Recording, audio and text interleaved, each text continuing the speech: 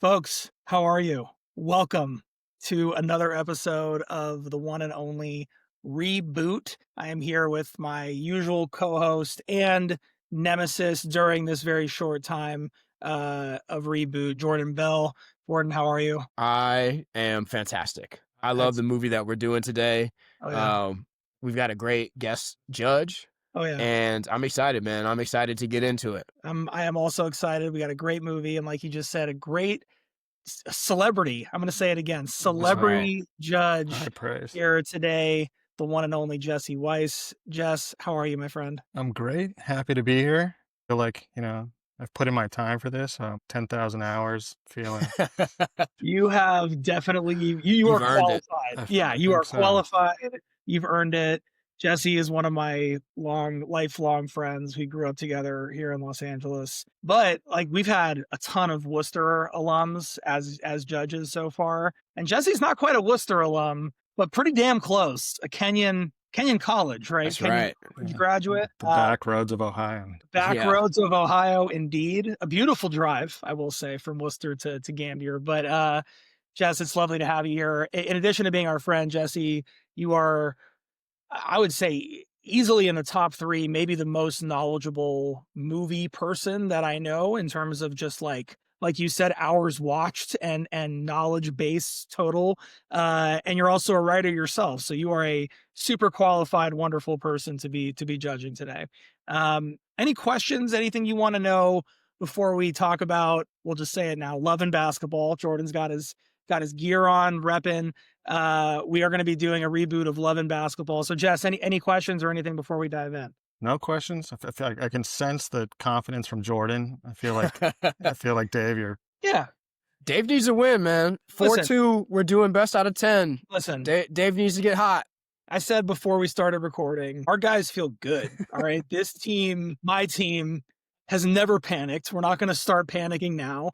And I would argue Love and Basketball, the perfect movie to turn it around on, uplifting, a little bit of grit, a little bit of adversity. It's good for us. So with that, Jordan, I'm going to kick it to you to do your elevator pitch for your reboot of Love and Basketball. Take it away, my friend. All right, let's get it. Okay, so for Love and Basketball, I decided to go with a sequel. And the title of my sequel is going to be called Love and Basketball 2 on 2. And here is my elevator pitch for Love and Basketball 2 on 2. 25 years ago, Quincy McCall and Monica Wright stole our hearts in the cult classic Love and Basketball. Now, their daughter Kiara is ready to take the court. Love and Basketball 2 on 2 follows the potential WNBA #1 overall draft pick, Kiara McCall, and Chris Green, a rising NBA prospect, as they navigate the highs and lows of heartbreak, love, ambition, and the game. With Quincy and Monica guiding their journey, this next chapter brings fans back to the court where passion, family, and romance collide, proving that some games are bigger than basketball. Wow. Okay. Love and Basketball 2 on 2. I like it. That's right. And, over the course of our reboots so far, we've had a couple differences. One of us did a prequel, one did a sequel. We've had, pretty disparate stories, I would say. Today we find ourselves very much aligned, my friend, and which is going to be very interesting to see Another true test. how we take this. Yes. We will also be looking for my story, Jesse, and future funder of my movie. We will be also looking at a sequel, Love and Basketball, The Next Possession. And much like Jordan's movie, we are going to be looking at Quincy and Monica's daughter. In my movie, it's going to be Amani. And we're going to be following Amani's journey. Like our source material, we'll be using liberal use of time jumps and moving ahead in the story when needed. But we are going to be looking at Amani's journey as she looks to live up to her parents' expectations, deal with all the pressures and consequences of being a modern day athlete, and maybe just fall in love along the way, showing us love and basketball exist all around us all the time. So Love and Basketball, The Next Possession, coming at you. Ooh, the next possession. I like it. This is feeling good. I feel Yeah. like aligned storylines is gonna make for some good drama here. So there's going to be some drama. There's going to be some ups, some downs, and we're all going to learn a little something. That's my guess. All right, Jordan, get us going, brother. Act 1.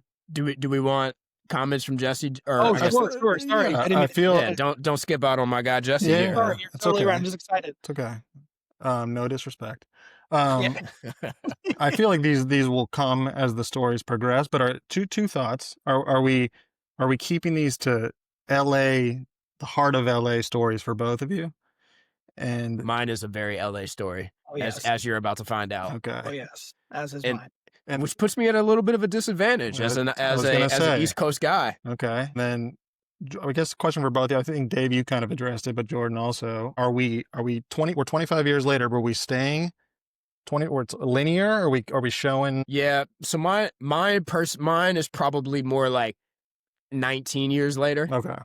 But as you'll find out, so you're about to find out, Kiara is a senior in college in mine. So they had a daughter at the end of the first one. So I'm taking a little bit of a liberty with the time frame, but we're close. I did the exact same thing, Jordan. I also went daughter.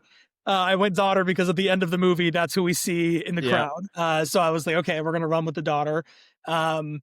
I start a little bit earlier, Jess. Like we're starting as Imani is entering college, like senior year of high school. We're gonna spend probably most of the movie in college, and then there's gonna be in the latter third act, we'll kind of jump ahead a little bit, but mostly in that like college time. Staying true to the original time. Staying true, exactly. Kind of mirroring the timeline of the first one, exactly. Okay. Yeah. I'm ready for Act Good 1 question. here.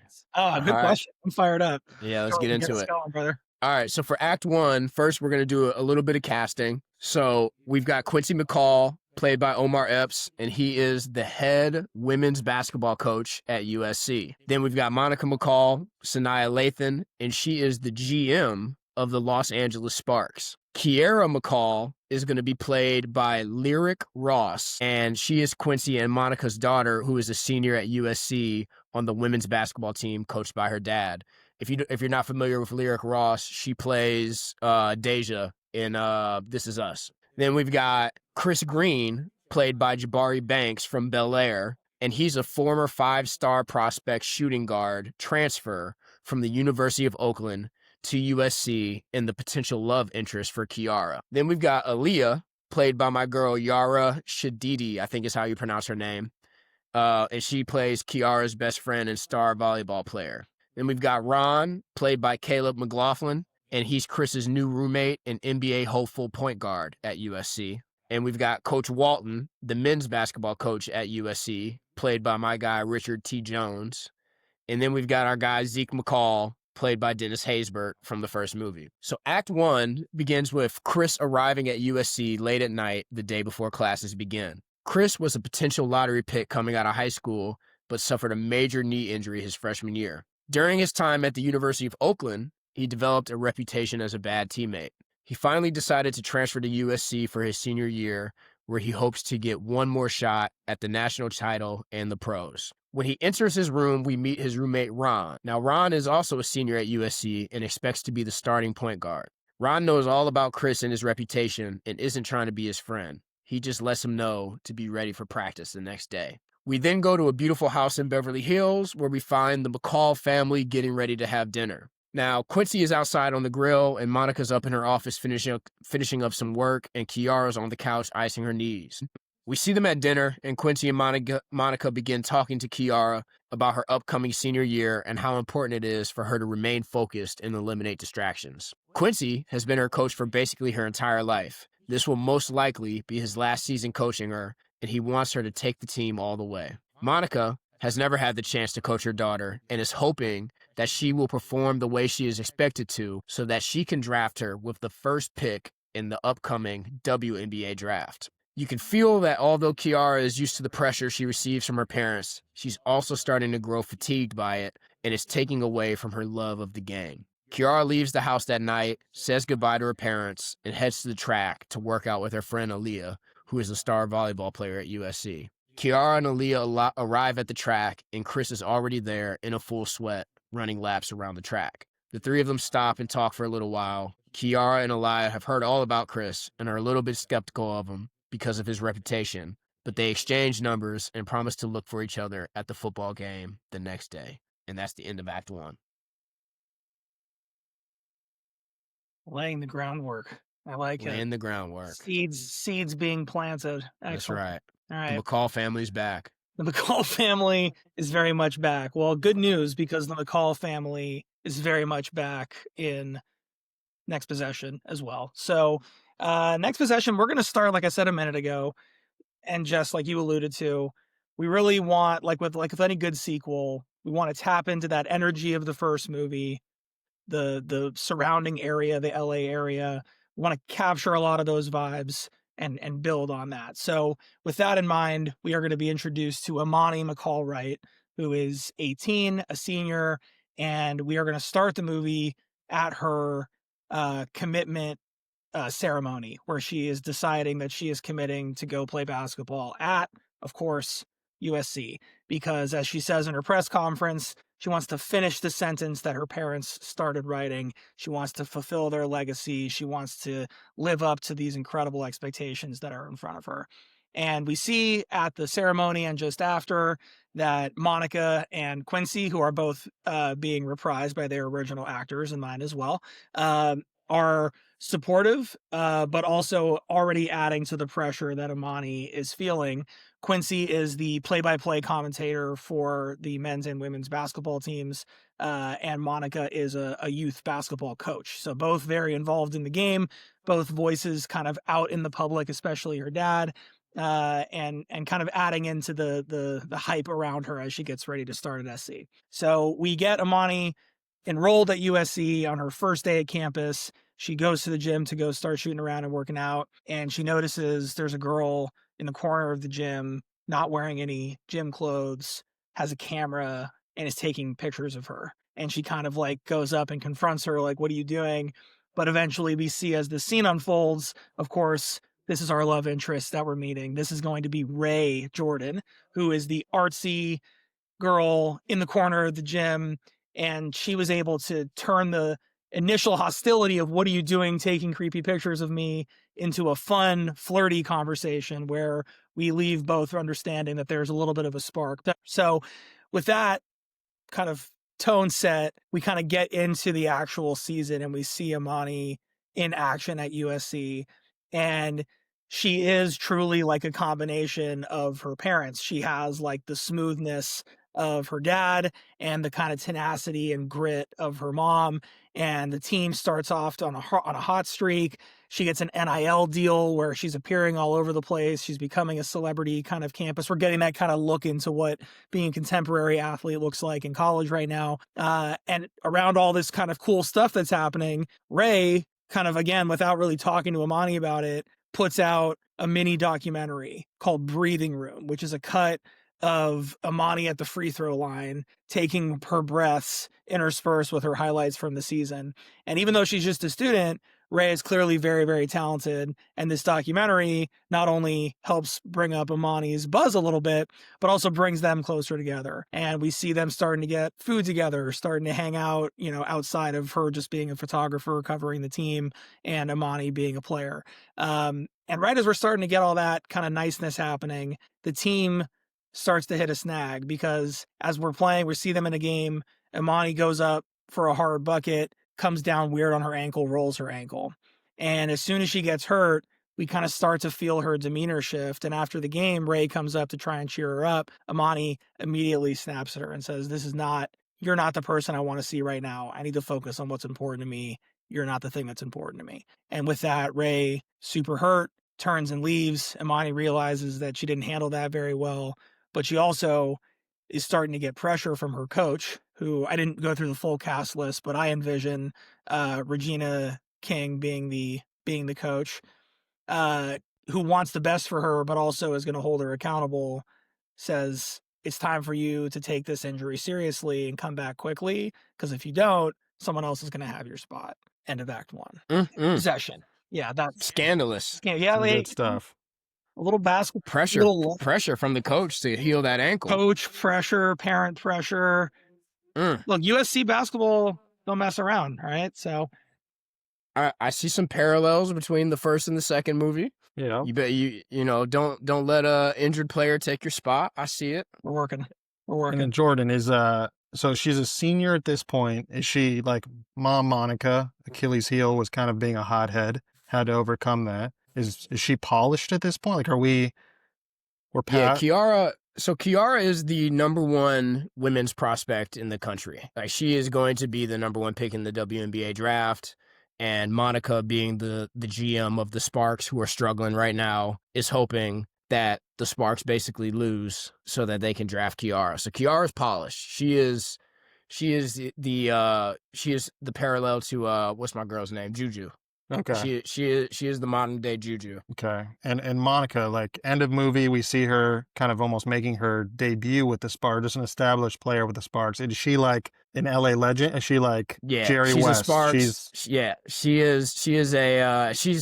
She's Lisa Leslie. She is the new Lisa Leslie. She played for the Sparks, won multiple WNBA titles, and she is now the GM of the Sparks. Right. She's a Sparks lifer. Love it.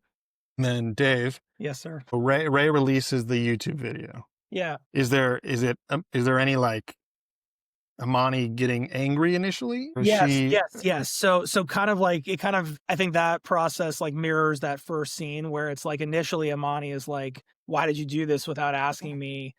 And then over the course of Ray explaining her reasoning and seeing the final product, she's kind of won over and is like okay with it and almost like touched that she did this without even consulting her. Got it. It Ray's a real like right? Like Ray it sounded can, like a Nike. It sounded like a Nike ad. I was into this.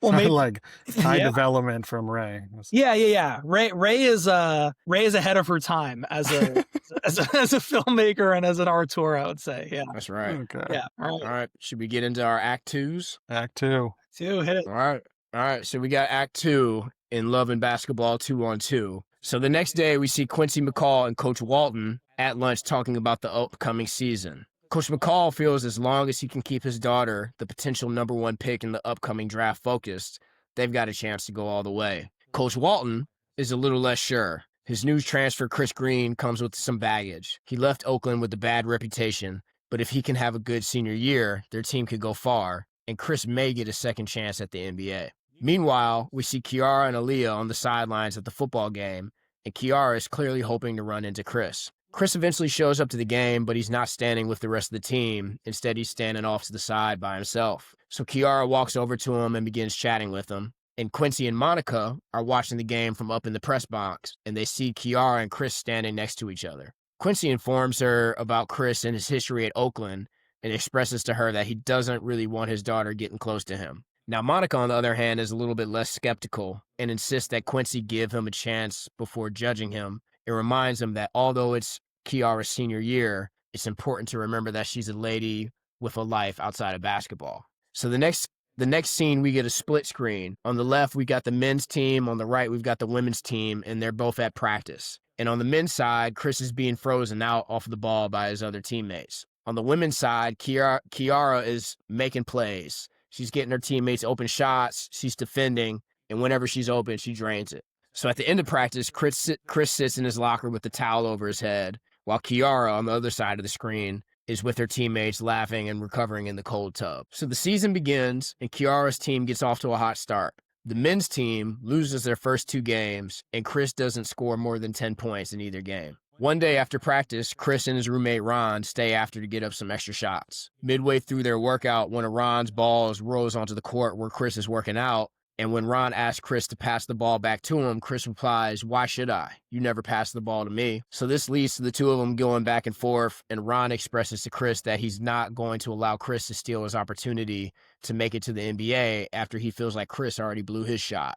And this is where we start to figure out a little bit more about Chris. This is where we hear the truth about what really happened at the University of Oakland. Chris explains to Ron that he was dismissed from the team because he couldn't get along with his teammates because all they cared about was NIL money and partying. Although Chris wants to eventually make money playing basketball, that's not what he's in it for. He plays ball because he loves the game, not the things that come with it. It was because of that he was never able to fit in with all of his teammates, and he grew further and further apart from them as the years went on. Chris is a winner. He just wants to win. Ron feels the same way. He loves ball because he loves to compete and work together with his bros on the court. So the two guys promise to work together moving forward and try to win the championship that year. Next, we get a montage of both the men's and women's teams balling. The women's team stays steady as the number one team in the country, while the men's team slowly climbs the rankings and eventually makes their way into the top 10. We also see Chris and Kiara starting to get closer and closer, showing up to each other's games to support each other and going out to eat with Ron and Aaliyah after the games. Coach Quincy is happy that the team is winning, but still a little bit skeptical about his daughter and Chris. That's the end of Act 2. Characters. I like it, dude. A web of personalities. That's right. We're mixing it up. Yeah, man. I like it. USC hoops. USC hoops. Absolute pressure cooker. The Galen Center's on fire. Galen Center's just on fire. Head down exposition. All right. Act 2. Next possession. To bring you back, Imani has suffered an injury and is just coming off of kind of a scuffle with Ray after this is happening. She's feeling a ton of pressure. So now she's at practice. She's pushing through her injury and her pain to try and get herself to a place where she can be productive for the team. During practice, she continues to kind of screw up. She's not playing her best on the court because she's in her head about her injury and trying to work through it. And her coach, Regina, gets in her face and she goes back at her. She snaps and screams at her coach and kind of has a meltdown in practice. But we see that there was somebody at the gym who was filming this and they leak it online. And so this moment of her snapping at the coach kind of starts to go viral in a bad way. And Imani even more feels like the world is kind of starting to close in around her. And normally over the last few months, the person she would go to would be Ray, but she doesn't really feel like she can at this point because they're not really on the same page. She does see that as this thing goes viral, Ray comments support for Imani. So she knows that she has something out there, but they're just kind of in a weird spot. A couple of days later, she gets a call out of nowhere from Ray. Ray calls her and she answers kind of begrudgingly. And Ray tells her that even though she's a student, Jesse, like you said, this piece that she put out, this Nike ad, caught the attention of some people that were interested in hiring her to do some more work as a freelancer, but they want her to do a piece on Imani specifically because they liked the first piece and they want her to go deeper. And even though they had been fighting, Ray wanted to let Imani know because she didn't want to do anything that she wasn't comfortable with. And Imani says, I trust you, tell the truth, do what you think is going to be best. And this piece, a couple weeks later, Imani's working through her injury, still isn't back on the court, still kind of in a bad headspace. This piece comes out and it's titled Legacy Under Fire. And it's incredibly critical of Imani and says that she's not working hard, doesn't care about what she's doing, doesn't care about the team. And Imani's obviously very hurt. As soon as the piece comes out, Ray calls her and says, this is not the piece that I submitted. They changed things. The company that I worked with had the final edit and they made this look the way that it does. But Imani isn't really hearing that. She basically, it feels like the bridge has been burned and there's no one there for her. The one person she could rely on has now trashed her publicly. So kind of not knowing what else to do, Imani does the only thing that she thinks of, which is to go to the gym. And so she goes, let's call it the Galen Center. Forget the practice center. She goes to the Galen Center because this is a movie. And when she gets to the Galen Center, it's empty. She's there alone. The only person there is a classic movie trope of the wise janitor. And I envision like Glenn Turman or Delroy Lindo, really an older actor that has super gravitas, but not in the right kind of cheesy way where she can basically say, I'm here because I have nowhere else to go. And he can say, there's always going to be a place for you here, So she does find that semblance of comfort and home by just running sprints and getting shots up at the gym. And so she's kind of worked to get herself back to a place where she feels okay. And then she gets home and both of her parents are there waiting for her. And they're both there to talk to her about the fact that, hey, you can not like this some days. You can be out of love with basketball some days. But what you can't do is let them tell you how to feel or anybody else tell you how to feel. So feeling this, knowing that she has a little bit of support in her corner, we see Amani start to pick the pieces up. And the end of Act 2 is texting Ray saying, "Do I still have you in my corner?" And Ray responding, "Always." So end of Act 2. Hyping us for a time travel-y Act 3, where we're going to cover a lot of ground to get our story into the finish line. I like it. I like it. Question for both of you. Yeah. End of Act 2, where are we in the season? Good question. In my season, we're probably about midway. We're closer to the end though. Like we're getting ready for the tournament because the tournament is coming up in Act 3. Yeah. We're pretty similar. I would say like about to get into the tournament, end of season. Amani is healthy now for this final push at the end of her freshman year. Yeah. We're in February probably. March Madness is right around the corner. That's right. Cool. Just to refresh, Jordan, in your story, we're still number 1 in the country. And the women are number and the men's 1. team's ascending into the top 10. Correct. Dave, are they struggling without her? Are they? Yeah. So with her being injured, the team has not been as hot as they were to start the season, but they are going to make the tournament as like a solid team, looking to like excel with her coming back for the tournament. And her, this is stuff that I hope would be conveyed during the basketball scenes. She's not Juju. She's not like the star. She's the glue of the team. She is basketball IQ through the roof, etc. Yeah, a lot of this. She's got the heen. Yeah, that's correct.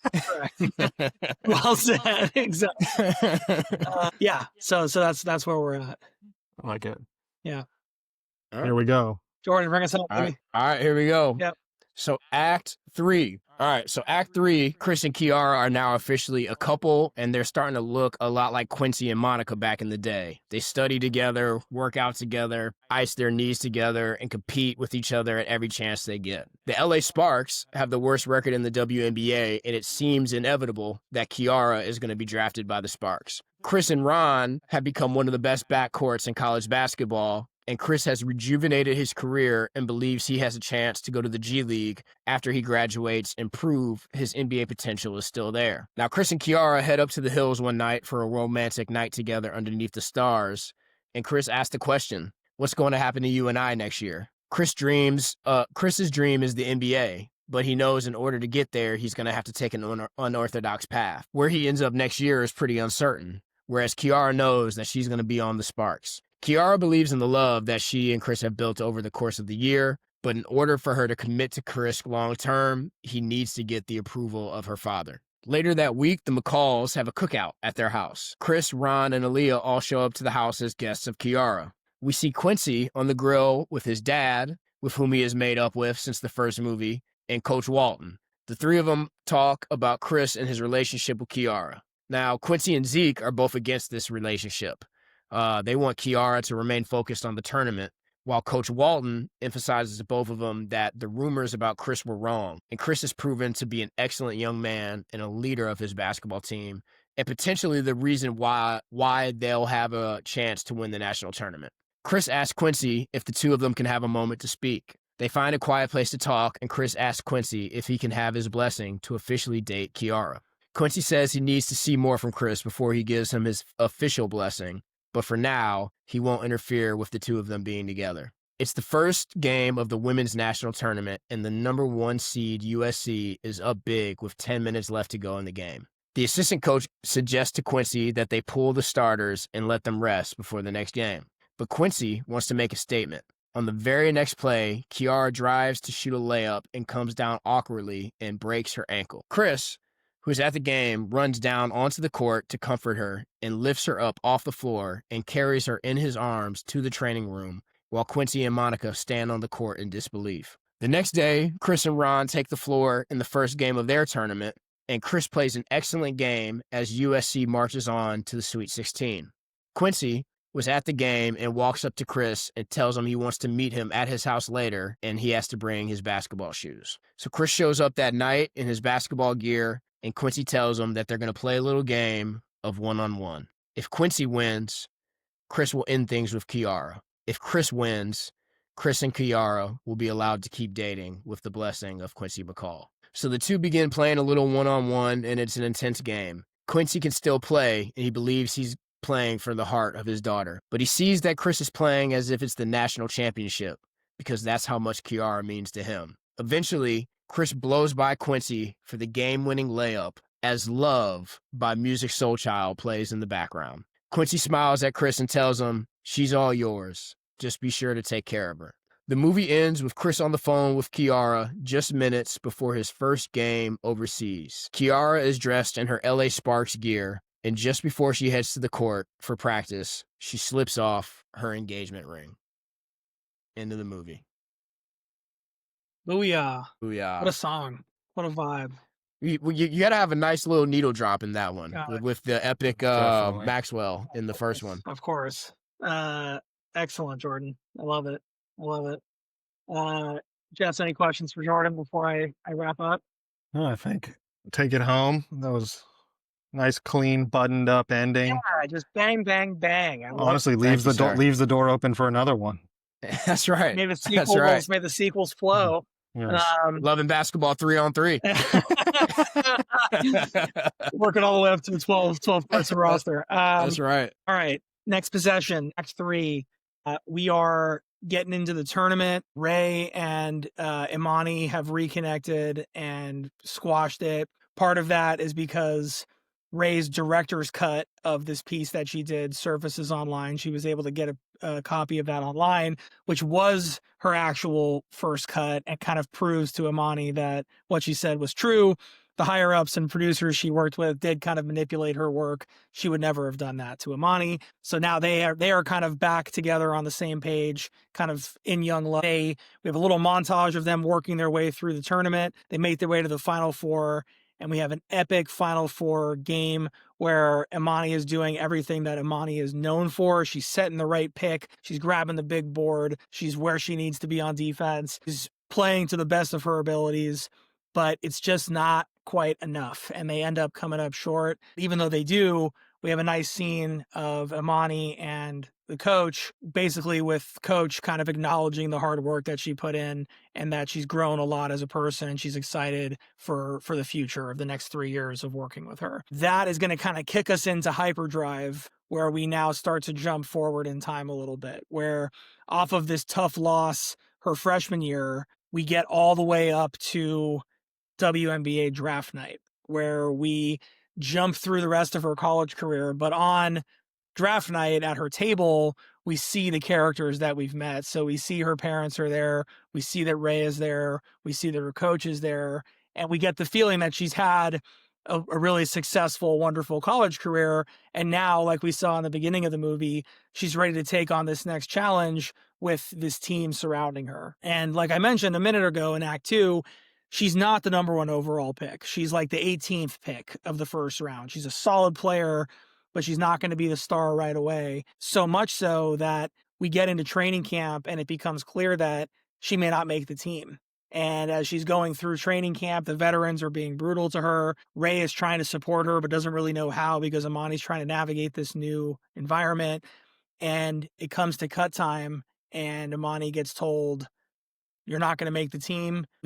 We want you to stay close because we might pick you up for a 10-day contract, but we don't have a spot for you on the team." Imani is crushed. This is everything she's worked for is kind of being taken away or not available to her. So like she did in Act 2, she knows she needs to go be around basketball, but she doesn't want to go back to the gym. So she goes back to the only other place that makes sense, which is the driveway. And as she starts shooting around in the driveway, who comes out but her parents? And as she starts playing with her parents, her and Monica start playing one-on-one, and her dad starts officiating poorly, intentionally. The vibes are fantastic. And as they're playing, headlights pull up into the driveway. They stop for a second. It's Ray. She's brought pizzas for everybody. And now Imani is truly surrounded by the people who she loves, the sport that she loves. There's no cameras, there's no pressure. It's actually just love and basketball. And once she's able to kind of overcome her disappointment and be content with what's around her, of course, like life so often happens, that's when she gets the call that she's been signed to a 10-day contract to the one and only Los Angeles Sparks, and she goes and makes her debut. We end our movie with her killing it in the WNBA and a nice montage fade out of the entire family, Ray included, running a youth clinic where kids are playing basketball. Kids are given disposable cameras from Ray so they can create their own stories.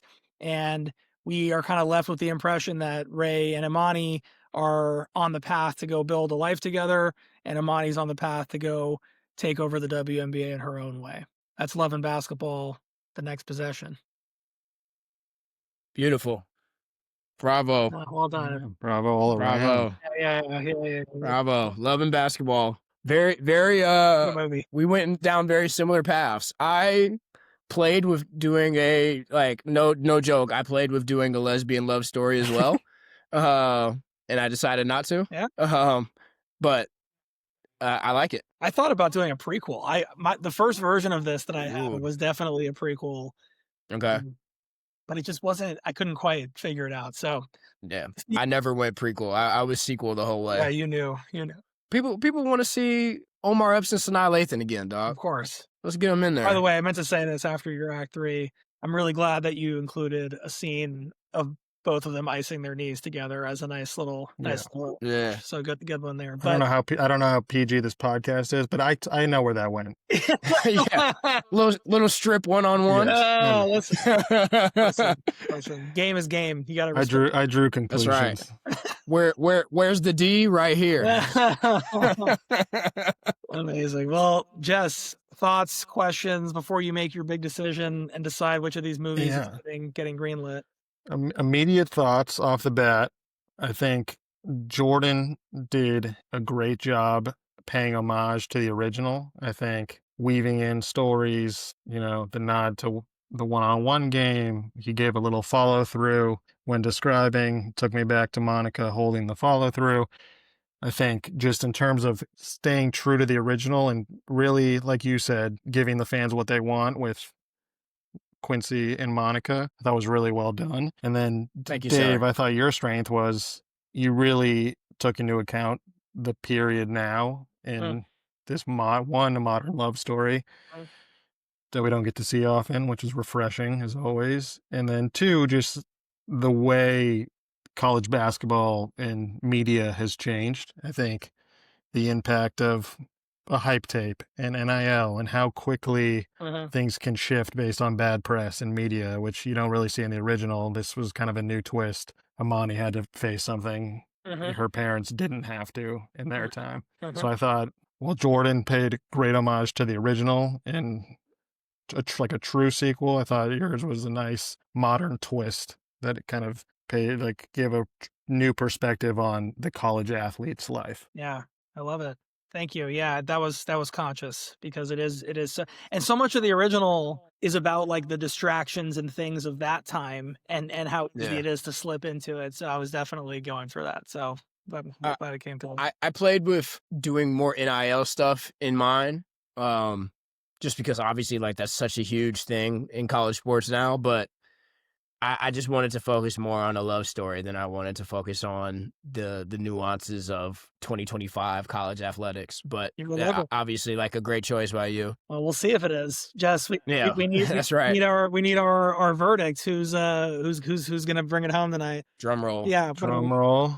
And I think the winner is Dave on this one. Yeah. Oh, yeah. We needed it. I think that the straw for me was the adversity that Imani faced versus Kiara. I didn't think Kiara went through enough. Yeah. Fair enough. Yeah. Kiara broke her ankle before the tournament. But then she's on the Sparks immediately. Yeah, there it is. She's the number one. She's Juju. Yeah. That was the difference maker for me. No, bravo, Dave. Yours was great. I was looking forward to hearing yours, and you did not disappoint, my brother. Right back at you, Jordan. And Jess, thank you for your kind words and excellent judgment. And, yeah, these are again, as always, two stories that I would. That was tough. I'm watching both of them. I'm watching both of those. Yeah, there you go. Exactly. Well, a much needed W for the Dave camp. This is We're gonna 4-3 now, right? it's 4-3 on the season. Jordan will probably need to do an odd number of episodes so we don't end up in a tie. So We'll figure that we'll out. figure that out. But let me just focus on keep winning. But great job, Jordan. Really awesome story. And Jess, you're the greatest, buddy. We appreciate you taking the time to listen to our stuff and give us your thoughts. Jordan, why don't you close us? Take us out of here. All right. This has been another fantastic episode of Reboot. Love and basketball. As they say, all is fair in love and basketball. Jesse, thanks so much for hopping on with us. This was a great time. This is Reboot, man. Until next time, we'll see y'all later. Peace.